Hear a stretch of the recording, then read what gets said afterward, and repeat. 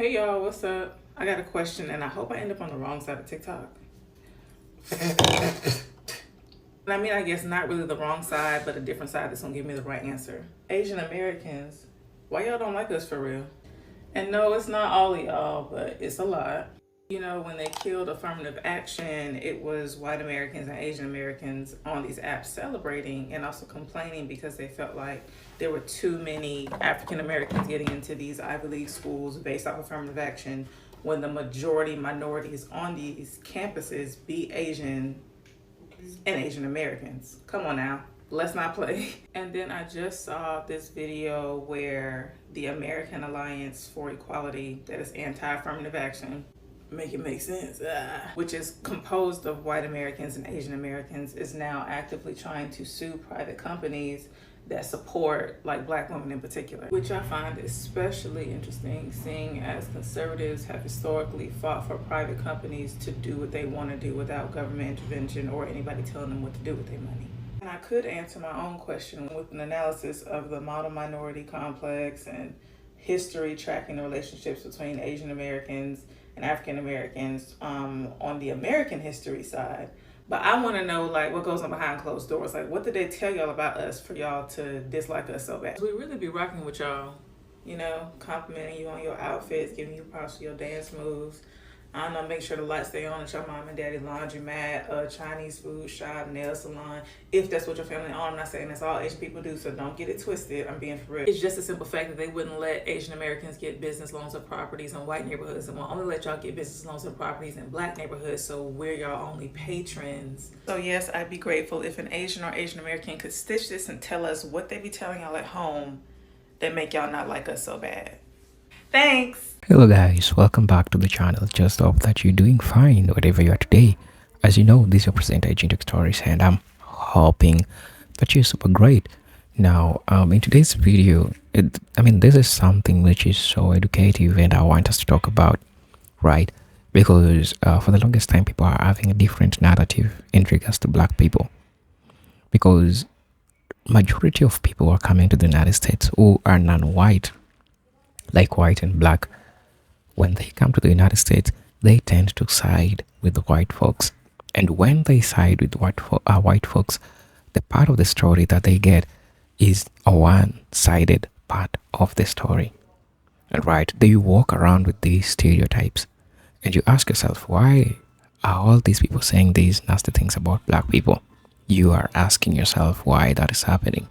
So in today's video, we're going to be seeing people from the Asian community or people, black folks who have interacted with people from the Asian community, trying to say things that are being said about black people behind the closed doors.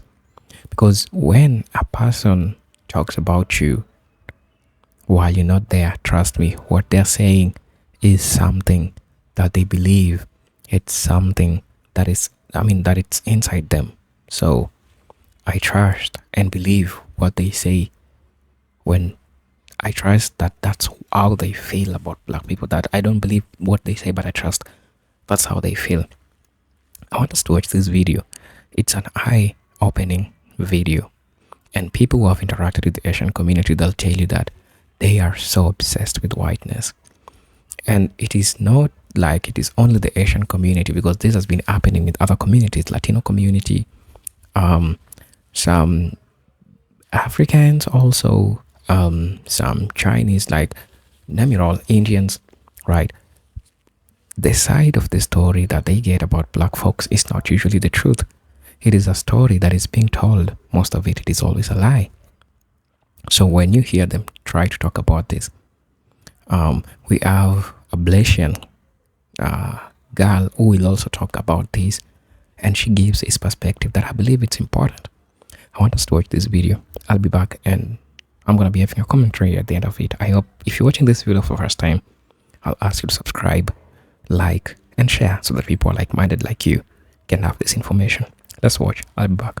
So you already know a lot of what my content covers, like racial triangulation, the model minority myth, Asian businesses in black neighborhoods, affirmative action, and so on. As for what I was told in the home behind closed doors when I was growing up, that's not the most fun trip down memory lane, but I always like to be honest about acknowledging anti-blackness among Asian Americans, especially when the call was coming from my own house, so here we go. I first became aware of my mom's anti-blackness when I started kindergarten, and it mostly centered around avoiding interactions with black people and not allowing me to be exposed to anything that she considered black culture. So if we were walking and she saw a black person, she would pull me closer to her. If we were in the car in a parking lot and saw a black person in the parking lot, she would make a point to lock the doors, and I wasn't allowed to listen to rap or Michael Jackson or Tina Turner. And she was hypocritical about that, because I wasn't allowed to listen to Cyndi Lauper or Madonna either. She would call it trash music and say that it was going to be a bad influence. But if it was a white artist, it was not racialized. It was only when it was black artists that it was racialized. And another thing that I think is kind of typical is, as a musician, there were a lot of black artists whom she respected and enjoyed, but she would always say that one black artist is the exception, the rest are bad influences. When I went to school, if I came home and said I made a friend, her first question would be white or black. And that drove me nuts, because in preschool, I dealt with a lot of bullying and discrimination because of being Asian, so it didn't make sense to me that she wanted me to turn around and do that very same thing to my black classmates, whom she knew nothing about, on the basis of their skin color. And when I wouldn't stay away from my black friends, she would resort to making up justifications as to why it was harmful for me. She would say they're going to hurt me and they're going to be a bad influence because they fight and they swear and they're not good students. And of course, none of that was true. And in my household, it was not physically or emotionally safe to voice your opinions, but about that I would, because it literally angered me. And then she would resort to physical violence. And that sealed the deal in my mind that prejudice is purely irrational, because none of her claims had any basis in reality, and that's why she had to resort to physical force. Unfortunately, I think that when parents resort to intimidation and violence to instill prejudice in their children, a lot of times it works. But I was very lucky, because the principal of my elementary school was a black woman who implemented a program called Students Educating Each Other About Discrimination. And that wasn't centered on racial discrimination, it was about discrimination in general. But in that program, we learned to have discussions about discrimination and to identify it and disrupt it. Which at that age just means if you witness discrimination, say it's discrimination and articulate how you know that it's discrimination. So from learning that very powerful tool at school, I was able to identify that what my mom was doing at home was wrong. Additionally, the principal was a black woman, so I had a black woman in a position of leadership as a role model. And in my school district, she wasn't a token. They really valued black leadership, from teachers to administration, guidance counselors, all the way up to superintendents. And so I was surrounded by black role models who made me see that reality did not line up with what my mom was trying to teach me. The straw that broke the camel's back was sometime around the ages of between 7 and 9. I was planning a birthday party, and I told my mom that I want to invite my friend Keisha, which I knew was going to be an issue, but I thought I would try. And she said no, and I said, fine, then I don't want to have a birthday party, and she made me have the birthday party. So now that felt like that's not only cruel to me, but that's cruel to my friend Keisha, whom you don't even know because you refused to meet her. Shortly after that, we were walking in the mall, and my mom did this thing that she often did, which is she sees black people minding their own business, and under her breath, she mumbles a derogatory term in Chinese for black people. And I remember I pulled back on her hand and faced her, and I said, they are not doing anything. You don't know them. The next time you do that, I am going to go up to them, and I'm going to tell them what you said. And believe it or not, the fear of exposure by me actually made her tone it down, and she stopped doing that in public. Fortunately, my mom did not live and die that way. In later years, she came around to seeing and later openly admitting how wrong she was. In her older age, one of her best friends really was black, and my mom admitted to her friend what her previous attitudes had been and why. And from those conversations, I was able to gain some insight as to what my mom's motivation was for her anti-blackness. Because I think most people feel, since Asian Americans also are harmed by white supremacy, how does it make any sense for Asian Americans to be anti-black? My mom spent most of her young life in Hong Kong when it was under British occupation, and then in the 1950s, she came to the United States when she was 16 years old. Generations before my mom, her family had been living in and doing business around Shanghai, Hong Kong, and Macau, which were French, British, and Portuguese occupied areas. So she was heavily indoctrinated into anti-Blackness in Hong Kong, where she had no exposure to Black people that would have shown her a different reality. And furthermore, what she was indoctrinated into is the idea that an Asian can elevate their status in white spaces by aligning with white supremacy, which includes aligning with anti-Blackness. So I think what my mom was doing with me is that from a young age, she saw that I was having a hard time as an Asian American assimilating. So she felt that if I associated with Black classmates, that would make assimilating into white spaces even harder. And she was concerned that associating with Black classmates would negatively impact my status in white spaces. Well, we all know with me that the outcome was I understand very clearly what spaces I want to be part of and what spaces I don't. So my mom was really proud that she was westernized. She was proud that she spoke English without an accent, that she was very well versed in European culture, and she actually looked down upon my dad for being what she called traditional and therefore backwards. Right, so where was my dad in all of this? My dad grew up in Taiwan, where he had no exposure to Black people, but he also had very little exposure to Western media. I think when he came to the United States, he was a bit uncertain around Black people because of the lack of familiarity and the slight media bias, but it only took a very little being around Black people to see that prejudice is irrational and that it serves a white supremacist agenda that he doesn't want to uphold. As I said before, in my household, it wasn't physically or emotionally safe to voice opinions that differed from my mom, so I do understand why my dad didn't speak up when my mom was being anti-Black. He had a hard enough time keeping my brother and I safe. However, what he would do is when it was just my dad and I, he would make sure to teach me or give me resources about accurate Black history. So for example, a lot of my mom's rhetoric surrounded musicians. So my dad would teach me about Berry Gordy, Chuck Berry, Marian Anderson, Jesse Norman. If the claim was that Black people don't value education, he would tell me about Black scholars, academics, and scientists, and so on. So that, in a nutshell, is what I was told at home behind closed doors when I was growing up. Asian Americans, why y'all don't like us for real? All right, important question, so I'm going to try to answer it. But not in the way you might think. Because what I'm not going to do is try to answer or justify away anti-Blackness that does exist in the Asian American community. And with what I'm about to say next, I'm not trying to be like, well, but what about you guys? I do want to gently push back against the comment that the Black community rocks with the Asian American community. Because if we're keeping it a buck, the animosity doesn't just go in one direction, it goes both ways. And that's what I want to address. And the way I'm going to do that is by giving context on my community. The Asian American community is made up of people from dozens of different countries that speak dozens of different languages, have different religious beliefs, and believe it or not, the hatred that exists within our community against one another is much stronger. And why is that? Well, maybe because we've been at war with each other for hundreds, if not thousands of years. Now, here's some more context. The majority of our community is first or 1.5 generation immigrants. Why is that important?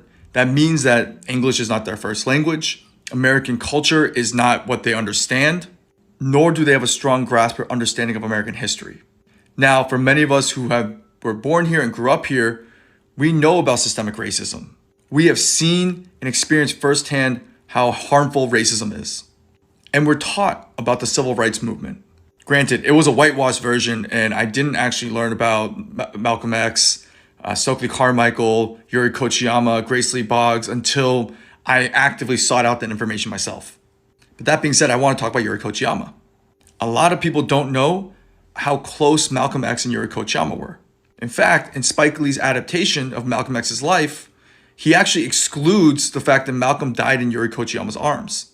What's also not taught is the murder of Vincent Chin, and how his story doesn't become a national story if Reverend Jesse Jackson doesn't fly up to Detroit and demand that it becomes a national story. But people also don't know about leaders like Kathy Masayoka, who has been going to Congress year after year to testify using the reparations given to Japanese Americans after internment as justification for why the Black community and Black people deserve reparations too. So how do we fix this? I strongly believe that a lot of this is miscommunication, at least misunderstanding, and that has caused a lot of the pain that exists within our communities. So having dialogue like this, building real relationships in real life, coming together and partnering and actively working to understand one another better, sharing resources and opportunities, showing up for one another, and welcoming one another into our homes. Look, I'm not here to deny that individual Asian Americans have caused a lot of harm towards the Black community. Nor am I going to blame the entire Black community for the harm that individuals that are in the Black community have caused towards the Asian American community. But what I am calling for is for us to actively seek to understand each other and work together.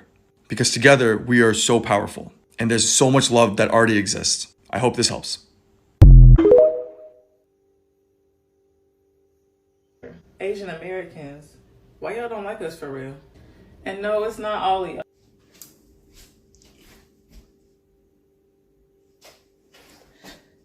I have the answer. This is like the second time of me like interfering in Asian spaces when talking about Asian Americans, but I don't know, it's funny.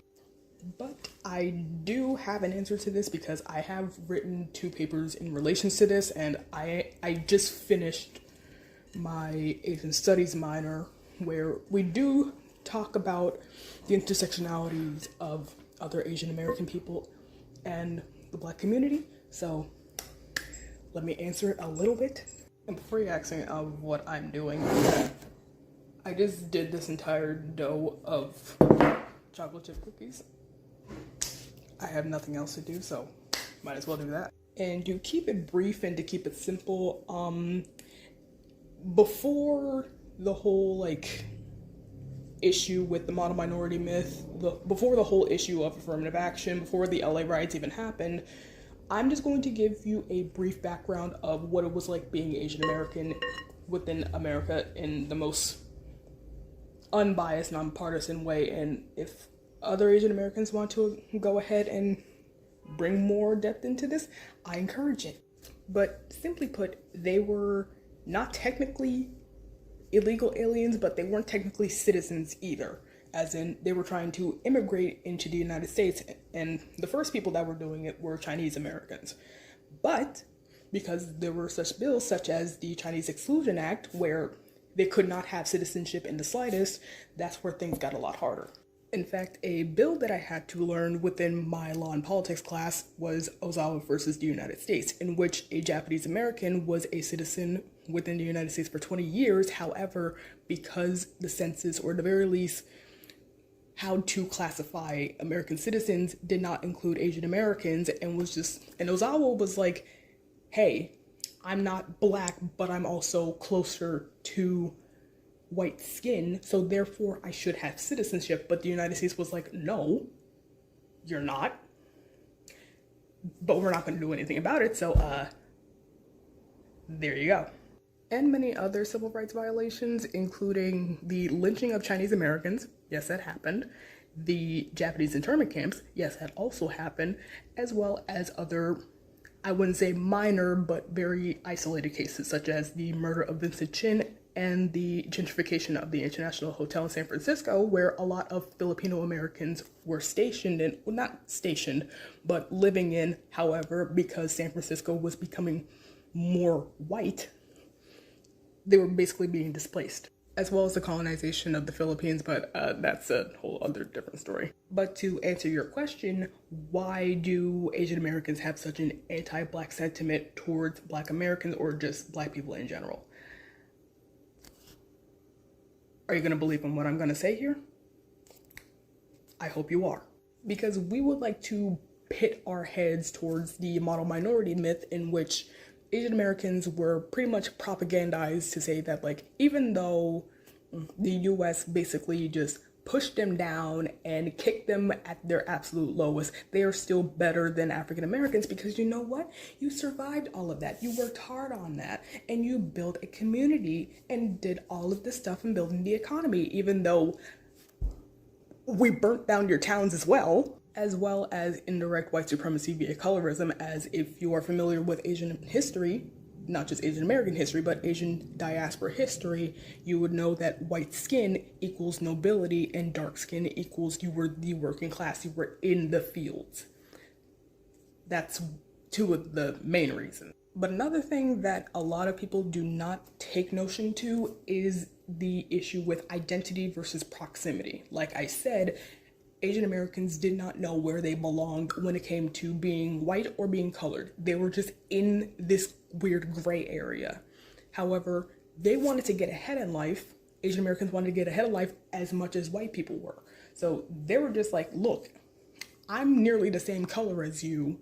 I basically worked hard. I've done more than like African Americans will ever do. So therefore, I should be considered white. And that sentiment has been basically warped around, but still stayed the same to this day. So it's respectability politics via proximity. So long as you think like the white man, you are technically on the same level as the white man. Even though that's not entirely true, and the history shows that. And we're all familiar with the LA riots that happened within 1992, in which Latasha Harlins was killed by a Korean shop owner, Soon Ja-do, where she was basically acquitted of all crimes.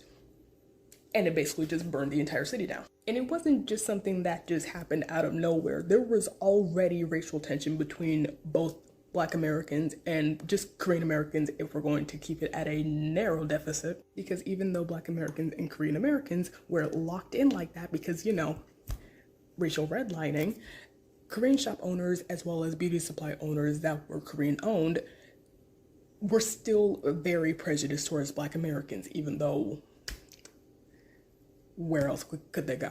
Keep in mind, this was during the stop and frisk epidemic that was happening in Los Angeles, you know, where police were dubiously searching Black people for anything nefarious. Yet those shop owners took very, very diligent advantage of that. Now, questions of cultural appropriation, as well as just like using hip hop or Black culture within Asian American spaces, that is a case-by-case basis.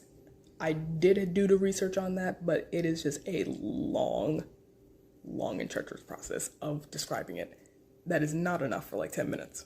But the main reason as to why Asian Americans do not like Black people is because of white supremacist propaganda, but also the fact that they don't even know their own history when it came to solidarity with Black Americans. Matter of fact, either one of us don't know how much and how long of a solidarity that those two communities had within each other within Civil Rights America and beyond. And that's the issue, because white people don't want you to know that. I didn't learn about Vincent Chin's murder until like last semester. And even during the Asian hate crimes that were going on, that's where a lot of the history of solidarity came to fruition. And that is something that America does not want you to know. Especially with the recent book bannings that are going on within the country, the issues when it comes to intersectionality and wanting to connect within each other within multiracial communities, that is a big threat. Because once white supremacy is threatened by the alliance of other racial marginalized minorities, then it's a wrap. It is why Florida is upholding Asian American history while also banning African American history, because they want to continue that propaganda. It is why affirmative action was such an important issue within both the Black community and the Asian community because of said propaganda. Again, if other Asian Americans or other people within the Asian diaspora want to jump in, I highly encourage that, but this is just to kind of answer the question. The reason why Asian Americans don't like Black people is because of white propaganda, as it usually is.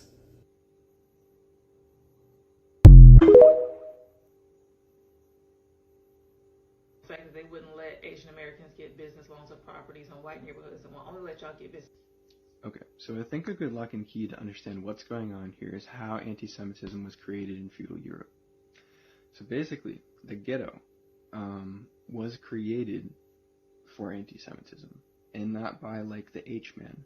It was created during feudalism, early capitalism. It was a part of town where Jewish people couldn't live. The majority of Jewish people were poor.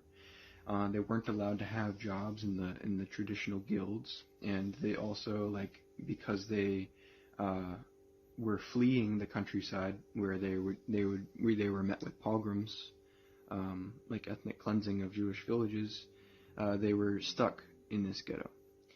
Now, the few people that got out of the ghetto, or were allowed to get out of the ghetto, are people that turned against their own class, turned against the other poor people around them, and then started making money off of those people's misery by collecting debts and buying off the property that they had to sell so that they can buy bread instead of have their coat, and all that. And so, like, early capitalism, the ruling classes in Europe, the feudal lords that transitioned into like the richest, earliest, like, monopolist capitalist families, and yes, like, they're a lot of the same families, they needed to blame Jewish people. So now we're coming back to, like, America with, like, Asian Americans only being allowed to own stores in black neighborhoods. Well, like, obviously there's going to be a class antagonism between shopkeepers and working class people, or declassed people that have been thrown out of their jobs because of deindustrialization, which itself is a consequence of imperialism from World War II in the USSR, and, like, the US using quote-unquote cheap labor abroad, which means that, like, they had a hand in ensuring that there are not enough labor rights or, like, a good enough standard of living that we have here.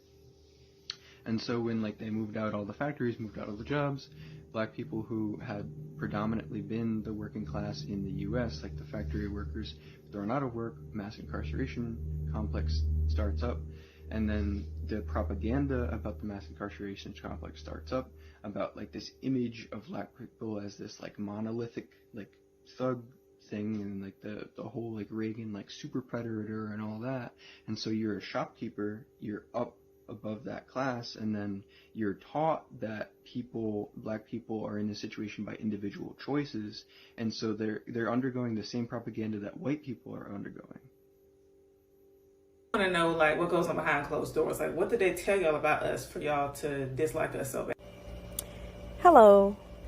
I'm not sure. I don't think that I'm the target audience that you're trying to get attention from to answer these questions, but I do offer somewhat of an interesting perspective. I'm biracial, so my mom is Korean and my dad is black. I was raised primarily by my mother, and if you're wondering what's being said behind closed doors, it's a lot. It's a lot. First of all, because TikTok is a scary place. But I want to answer this question so badly. Let me just preface, like, my mom is definitely an ally. There's a lot of things that she doesn't understand, and I always explain to her that she'll never understand, but she's 100% empathetic. And I've put in the effort to educate her about the history of African Americans in this country. She always encouraged me to embrace both cultures. And because of that, I was blessed with someone who allowed me to have a lot of opportunities to educate myself. So now the tea. What is being said behind closed doors? A lot of Asian American families immigrated here, right? And so before they touched American soil, they've never had contact with black people. That's not something that was a common occurrence in places like China and Korea and stuff like that, and still isn't to this day. So when they hit soil here, the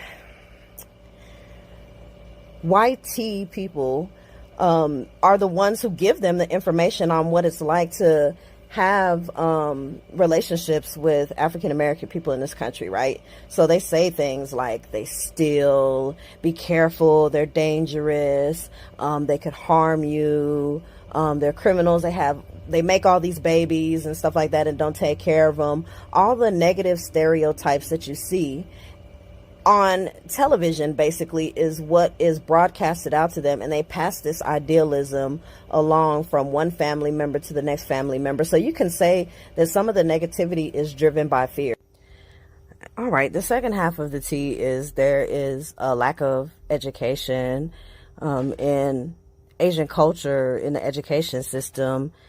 Slavery, the civil rights movement, Jim Crow, all these different things that happened in this country that had a big impact on us isn't really explained thoroughly enough. And you know what? In American culture, it isn't explained thoroughly enough either, in my opinion, but that's another conversation for another day. It's glossed over very, very lightly.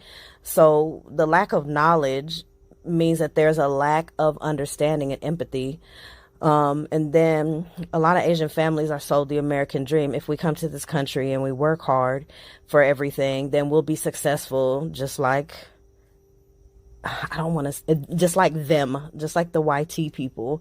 And so when they see things like affirmative action and different things like that, in their minds, they feel like, oh, Black people in this country get a pass or a special privilege, and yet they're still not getting ahead, so they must be lazy, etc. And we all know these things are not true, that it's way more deeper and complex than that, but there's no knowledge being passed down that gives them the insight that they need to understand it. And I'm not making excuses. I don't want you to think I am, because being a racist or being bigoted or trying to hold other people back, it's not okay, right? It just isn't. You shouldn't just take someone's word for something. Like, have your own mind, think for yourself, go out there and seek the knowledge, just like I did, just like my mom did, just like her friends did, so I'm not making excuses, but I am trying to give a perspective to you in the hopes that you get an answer to your question. So yeah, that's what happens behind closed doors. It's a lot of fear, it's a lot of ignorance, which is the two ugly demons that motivate things like racism and classism and violence and all those other things that we don't like to talk about in this country, that definitely occurred, definitely have an impact, and is a part of American history. But it's like this elephant in the room that not we, but that some people in this country don't want to talk about because they're afraid or... I had to redo this because TikTok was being dumb. But it shouldn't be as long. I think I did like 9 minutes earlier, and it was a lot of rambling, so I'll try to keep it brief. Okay, first, I do have family that works in nail salons. I do have some family that owns nail salons. I think they get a lot of their racism from white people. There's definitely Black people in Asia, so I'm not really sure where it's from, but I'm pretty sure it's from white people. But I know my aunt would complain about how, I guess, there had been some Black people that had gone to her nail salon and asked to get their nails redone, claiming that they had gotten them done at her nail salon. So usually, some places do a touch up or something if your nails get fucked up or something. So my aunt was annoyed about some people having done that, but she had a racist take on it instead of just being dude, you have no proof that you were here kind of thing, and I'm not doing your nails for free kind of thing. Definitely better. It's how people are more okay with queer people, but they're not okay with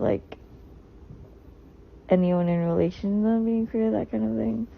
I know when I had dated people of African descent, I think my grandma had said some racist comments,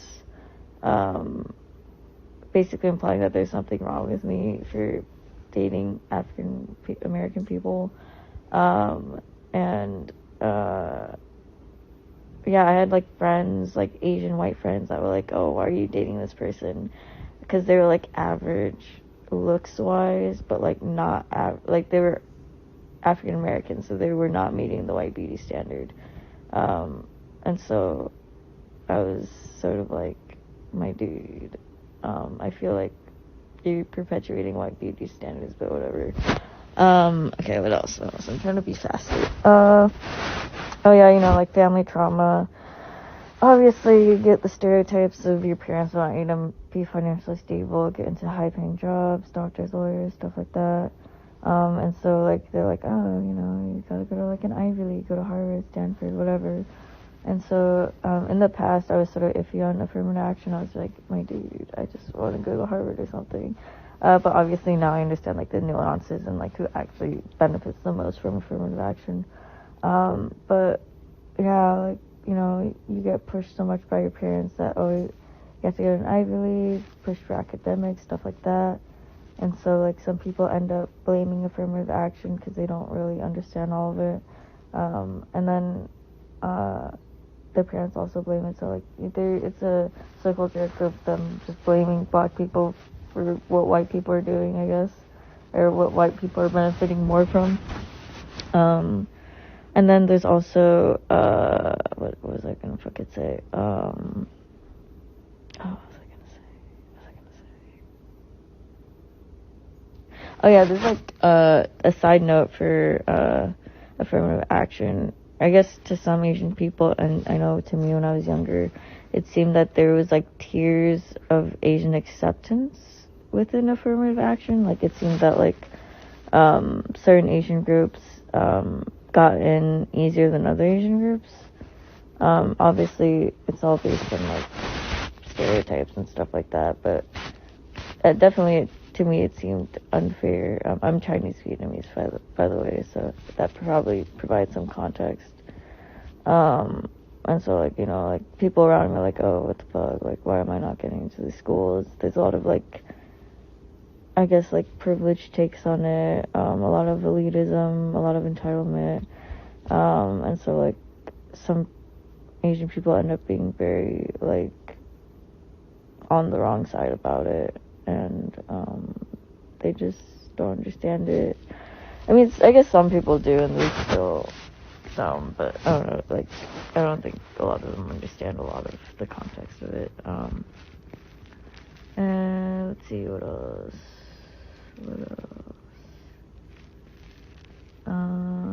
Another thing I didn't mention in the video I tried to make previously, definitely I'd say like placing in some schools doesn't really help, because like obviously, you know, we've seen statistics about how like some African descended kids end up getting more like harsher punishments, or like, you know, like some of these teachers are really keeping an eye on them.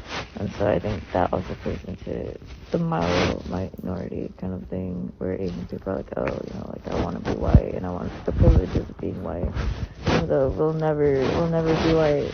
It's just get that clear, we'll never be white. Let's see, what else? Oh yeah, and then like their families definitely would prefer, like hella, like 100% prefer them to like date a white person and not like a black person. There's a lot of colorism and stuff like that too. Asian American people, I think you guys have probably seen how they did champion colorism. They really do. What else? Maybe oh yeah, I also wanted to mention cosplay culture. Like I know there's a lot of, even though like most of the characters are primarily Japanese and, you know, they're all like pale looking, there's definitely like obviously like black anime characters that represented very like stereotypically, but there's also like the community itself where there's definitely like weirdos who are okay with white people cosplaying, you know, Japanese characters, but they don't want black people doing that. Obviously, a lot of racism and colorism within that.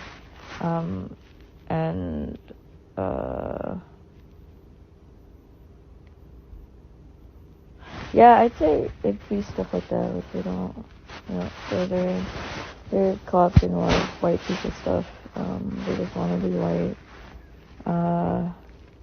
Oh, I guess another thing, I don't know if I mentioned this, I just mentioned it at the end, I guess. But like, a lot of like, the media that our parents consumed, I would say, depicted black people in not a very good light. Like I know like a lot of Asian friend groups, back to this trend that's going on, a lot of them will say a lot of slurs, make a lot of racist jokes, that kind of thing, and they think that's okay. And then there's not a lot of people that call them out on it, and obviously when you do, you're sort of like black sheeped. Let's see, what else? Oh yeah, like the gaming Asians, that's such a red flag, but gaming Asians you gotta be very careful. Gaming tech bro Asians, you gotta be very careful. What else? Oh yeah, I was also gonna side note, yeah, a lot of, don't, be very suspicious of Asian friend groups that don't have any black friends. Be very suspicious of them. they don't have any black friends, that's a sign. Don't talk to them. They might be Republican. They might be internally white, I guess. They've really followed American white culture. What else? Oh yeah, and then black on Asian crime being perpetuated during COVID. Obviously, we're still in COVID, but like during the height of like Stop Asian Hate.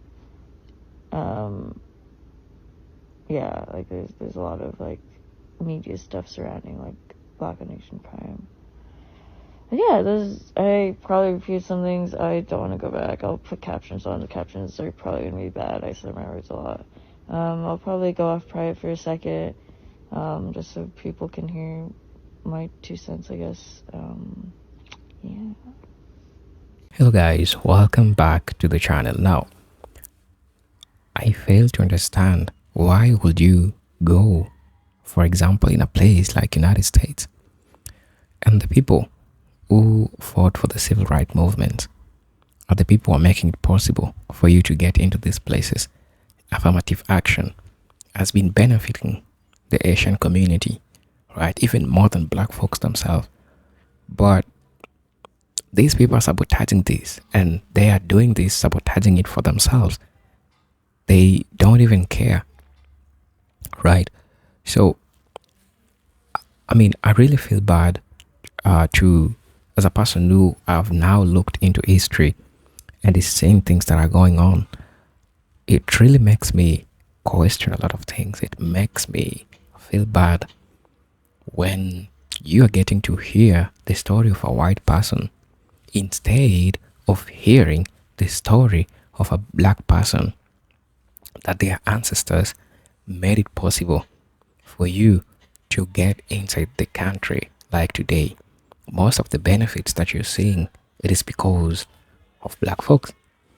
But now, I mean, what are you trying to do, right?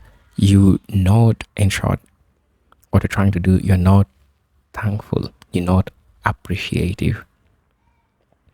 And it is sad because what I'm saying is not a lie. In this video, you could see black folks sharing their sentiments, things that are said behind closed doors. Yeah, you'll question yourself, why are these people saying all this? Where did they get this narrative that they are walking around with about black folks? It is mostly the stereotype. And if you want to know the truth, it is the truth because it is the same formula. It is the way the Latinos think. It is the same formula. It is the way the Indian Americans think. It is the same formula that some Africans who are getting into the United States also think. So a lot of people are being told not to socialize, not to integrate with black folks, and you're asking yourself, why? Where did this hate come from? Who taught you this about black folks? Because it is not black folks who are telling you this. To make matters worse, people are moving around with one-sided part of the story. You need to immerse yourself. You need to sit down, talk, interact with these people so that you can get to know the truth. What you're being told on the surface is not the truth. It takes you time for you to sit down, to understand what a person is going through, to understand and look into deeply, like, is it real what these people are saying? At least try to be investigative. Majority of people, especially Asian community, Latino community, are making this mistake by just jumping into conclusion because they were told with two or white folks about some black people. And it is sad that we have people in the Asian community that don't want their daughters to intermarry with black men or with black women, their sons to intermarry with black women, or their daughters to intermarry with black men. So you might be asking yourself, why is this? It is because of the stereotypes that are being showed on the social media to make them believe that this is the structure that you should be taking. This is how you should be operating, right? Without a person sitting down and having their side of the story, having two sides of the story. I'm not saying don't listen to what they're telling you, listen, but have time to listen to black folks, because I'm saying this from experience as a person who now has a different perspective about black folks today, in black folks in America. Right.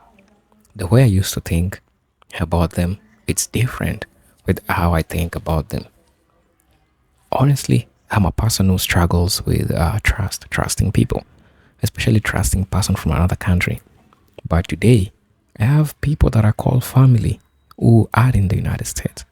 I have people that I have to check on them, that checks on me, that talks to me daily. And this